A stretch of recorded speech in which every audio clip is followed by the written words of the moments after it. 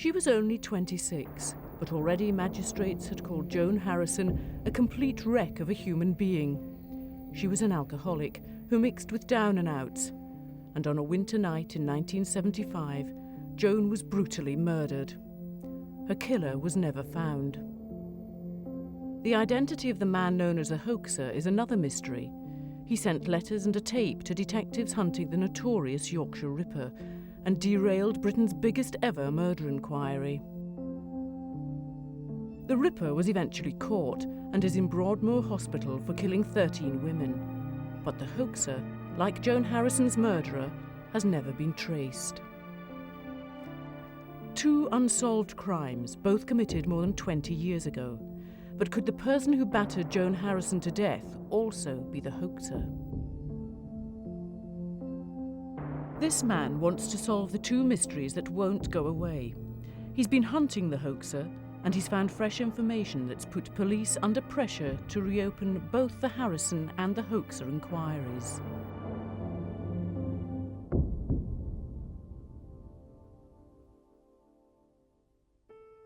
Joan Harrison's tough life was etched in her face. Almost everything had gone wrong for her. On good days, she'd put in a few hours unpaid work in a hostel for the homeless. Then she'd head for Preston's town centre pubs, where she was a regular who still remembered. She was quite a pleasant person.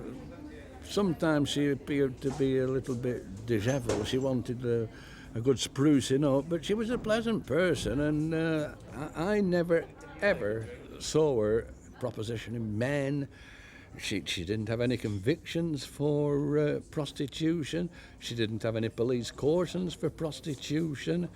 And I think people have come to the wrong conclusion. She seemed a little bit lonely and a bit sad at times. Didn't see her smile much. What little luck she had was running out. Joan Harrison was on the way down, separated from her husband, her two children living elsewhere, while she rented a cheap room. Her days and nights passed in an alcoholic haze as she hung out with the destitute or drank alone.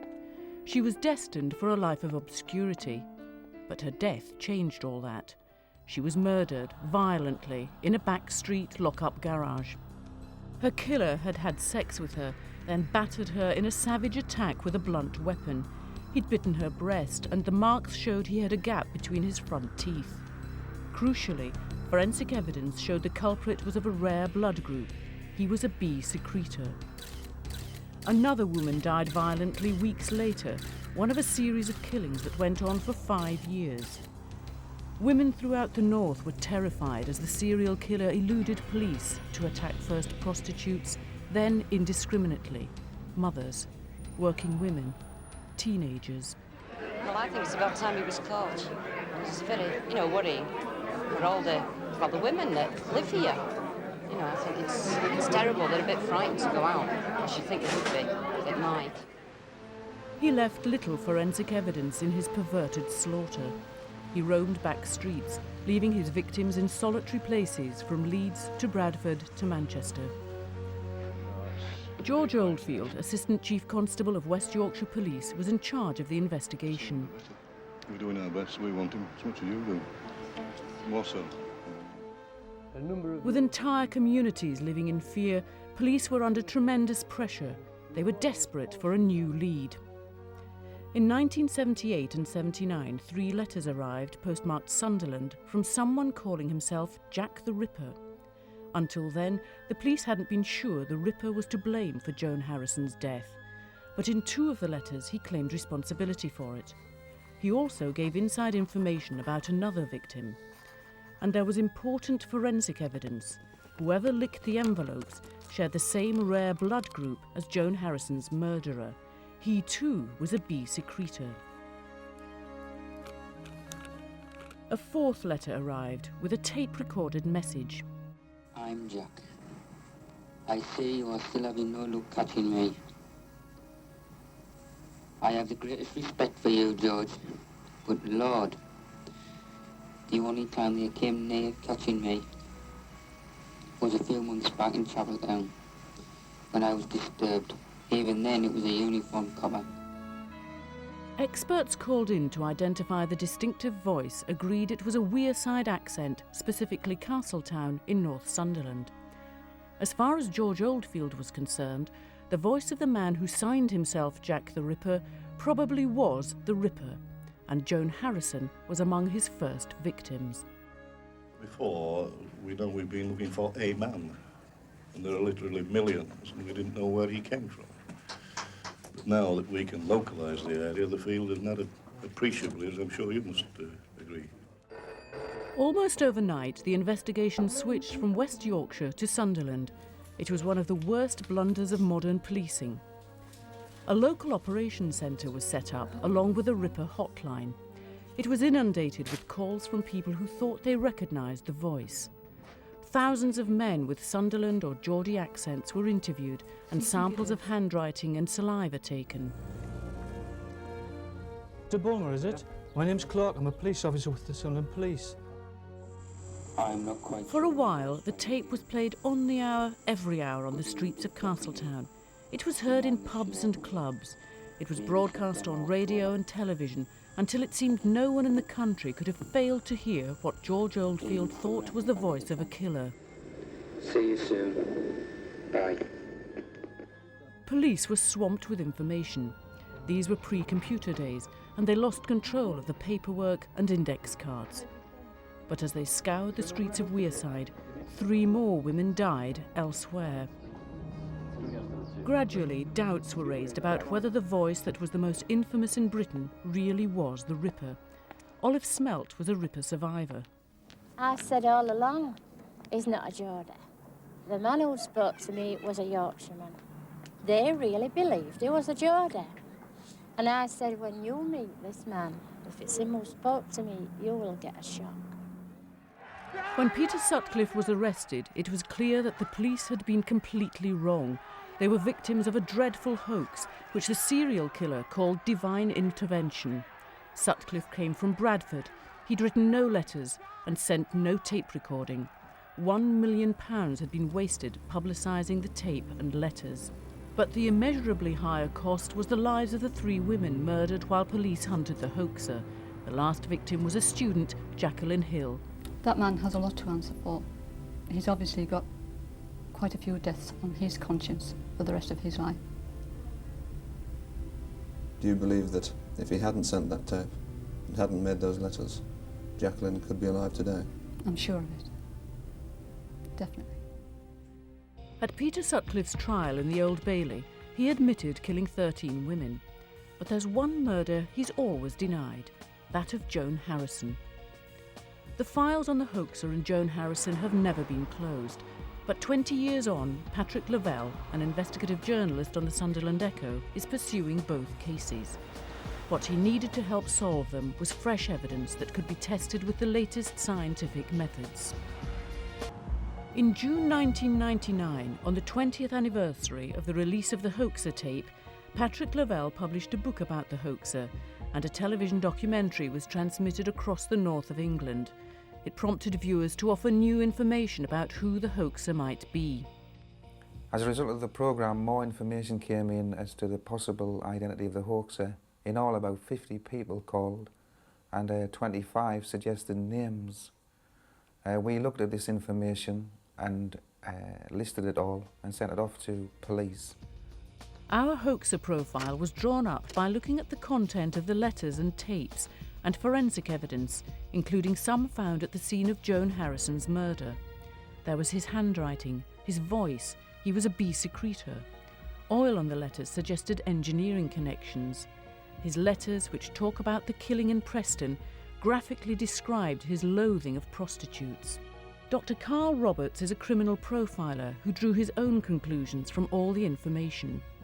The overriding impression you get of this individual is somebody who really is looking for some kind of attention, and somebody who's really looking for issues of control and power, somebody who really has a need for these things. There's a real sense of somebody who has a vastly inflated ego, someone who really thinks that they are sort of very clever, very intelligent, much better than the rest. I mean, frequently is derogatory to other people on the inquiry, towards prostitutes. Yeah, it's an interesting pattern. Certainly you've got 2 letters within a week of each other, And then, you know, literally a 12-month gap where, from our perspective, there must be something that's happening in that time. You know, why doesn't he contact? Why doesn't he maintain this contact? We can speculate perhaps he was not in a position to write any more letters, prison perhaps, out of the country perhaps. You know, we certainly don't know what he was doing at that time. But writing hoax letters is one thing, murder is another. How realistic is it to think one man could have done both? It's possible that this hoaxer could, in fact, himself have been a killer at some point. Certainly, he has a psychology characteristics that are consistent with individuals that have committed very violent offences, particularly this view almost of self-importance, this anger that he seems to carry with him. That kind of mixture.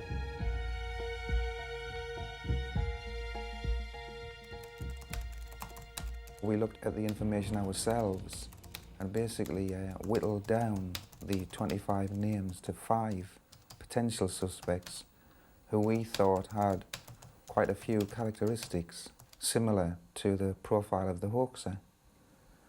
After that, we then had the task, because the police seemed disinterested, of tracking down these 5 men. And we were able to ascertain that 4 of them are still living. One of them we haven't been able to track down. Of the 4 suspects traced, one had already been reported to the police. In 1987, an off-duty policeman was tipped off about who the hoaxer might be. He sent a detailed report to his superior officer. He expected CID to at least interview the man and get saliva and handwriting samples. But later, he heard the report had been thrown away. The man was in fact married to a prostitute. We checked this out with local people. And that his wife had died at a young age.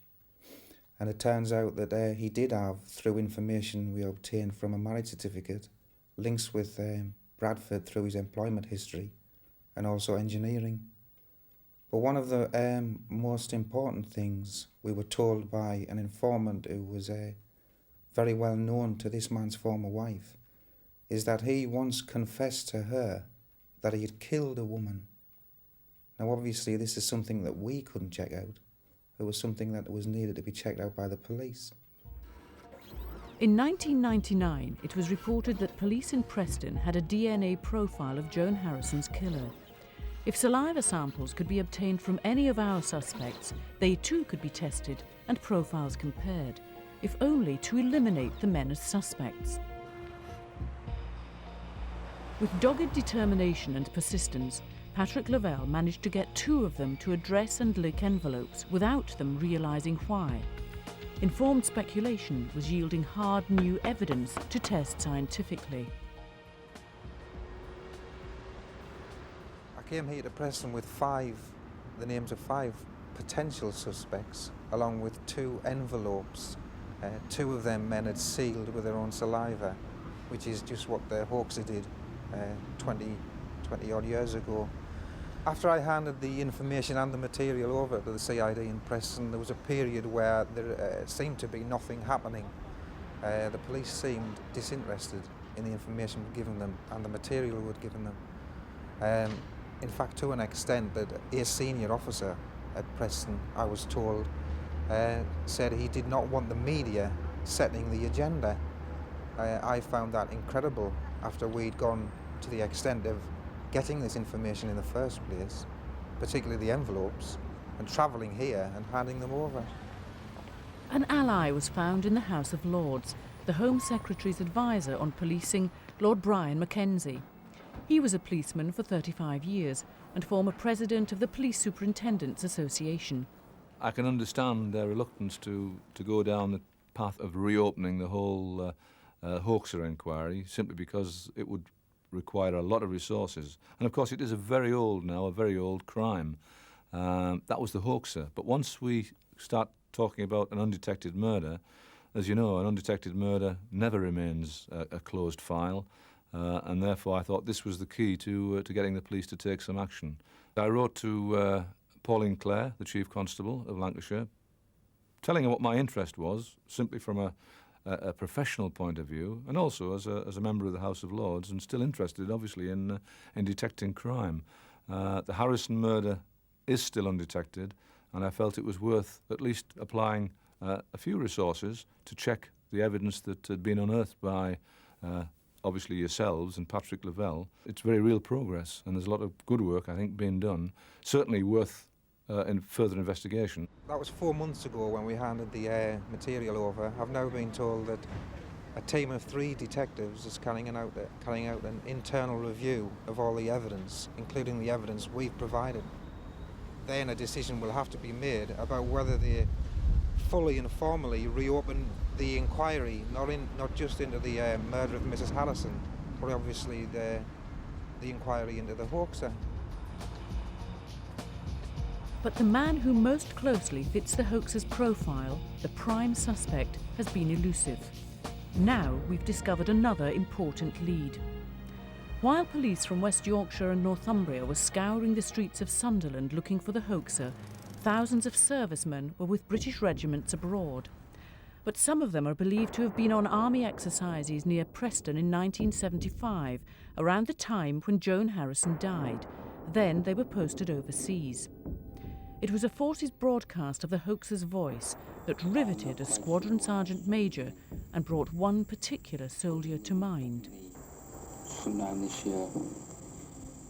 I sat back and listened to it and listened to the voice, took it in.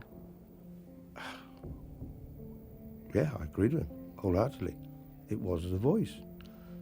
Squadron Sergeant Major Jeff Lynch, like everyone else at the time, thought this was the voice of the Ripper. No one knew it was a hoaxer's voice. He was ordered to gather information about the soldier.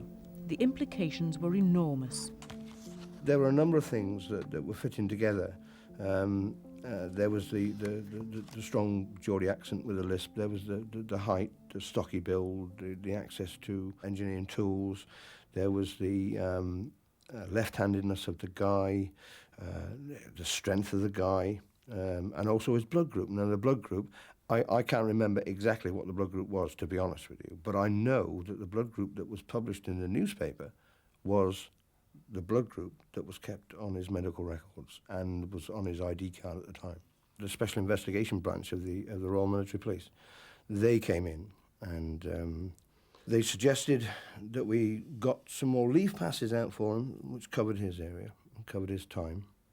And the contemporary of mine who looked at these, he identified or looked at, compared the J in his first name to the J in Jack when it was signed in the local papers, Jack the Ripper, and the two J's were identical. There was no question about that. They were identical. We had done several searches within his workspace. Soldiers in a workplace like that have a rag bin. And in this rag bin, which is unusual, in fact, I would say unheard of, in his bin was women's lingerie, which was very unnerving at the time, especially when we knew what we were trying to look for. The fact that this man was a soldier could answer some serious questions about the whole inquiry. The hoax letters were posted in the same month, March 1978 and March 1979. Was this man perhaps on annual leave? There's also the question about how he could evade police questioning in what was the biggest manhunt this country has ever seen. Is the answer to that he was abroad at the time? They eventually charged him with possession of ammunition and weapon parts and for falsifying military documents, and it was left at that. I was later told by the RSM at the time, a good friend of mine, who let me believe that the mainland police had never even been contacted as to this, and never invited to come over to investigate further, which I found incredible when you take into consideration the closeness of all the evidence that we had, the closeness to the descriptions and events that had been taking place in the national newspaper. The closeness really did mean to me and to other people who were involved in it, that, you know, something should have been investigated on a civilian source, on a civilian net. A spokesman for the army said as far as they were aware, the SIB was acting on behalf of the police, and if they'd found anything worth reporting to them, they would have done so.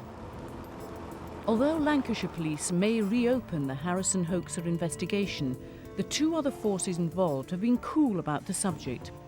Northumbria Police said they pass all inquiries and information on to West Yorkshire Police. And they said if they receive evidence on which they can act rather than suspicions based on the sound of a voice, then they will take positive action. An appeal from a North East MP has also been rebuffed.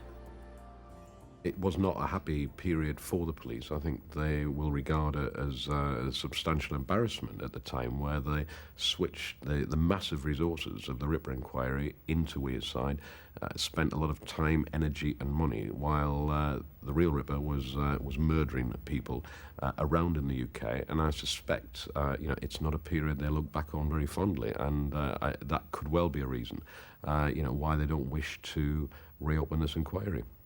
I think it's a mistake, and I think it's wrong for them to take that attitude. I think there is new evidence on the table. That evidence has been made available to the police, and I think there is a legal as well as moral duty on them to act upon it. What I would like to see is West Yorkshire and Northumbria Police Force discuss this matter, look at the evidence which has been made available, new evidence which has come forward, and I think there is a duty on them to reopen the investigation. I don't wish to preempt what that investigation might come up with. That is a matter for the police and the courts, but nevertheless it needs to be looked at, and it's crucial and it's important that this happens. I'm not quite sure when I'll strike again, but it will be definitely sometime this year. We were so close, matching the images, and like I say, we were looking for the Ripper. I haven't even thought about the hoaxer, identifying this guy with the hoaxer. But if you're telling me that the voice that we heard on the radio was now not the voice of Jack the Ripper, but the voice of the hoaxer, I'd have to come down on your side and say, I think so. The police seem disinterested. In fact, it's been a year now since we launched the investigation, and all we've come across in that time is an official wall of indifference. For this investigation to be taken any further, we really need some police action. But the question is, will police act on it? What do they want? Do they want the name, the address of the prime suspect? Do they want a signed photograph and a handwritten confession, and perhaps an invitation? Come and get me. No good looking for fingerprints. You should know by now. It's plain as a whistle. I can't see myself being nicked just yet. See you soon. Bye.